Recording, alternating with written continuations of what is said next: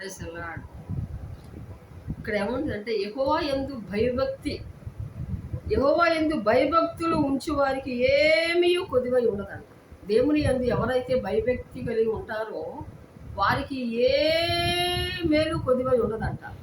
ఎందుకనంటే సింహము పిల్లలు లేమి గలవై ఆకలి గొనును, యెహోవాను ఆశ్రయించు వారికి ఏ మేలు కొదువై ఉండదంట.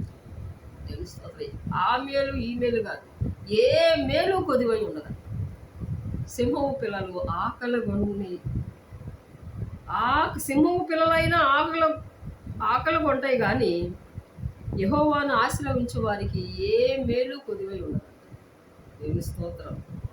కాబట్టి పిల్లలారా, మీరు వచ్చి నా మాట వినుడి, యెహోవా యందు భయభక్తులు మీకు నేర్పేదంట. స్తోత్రం.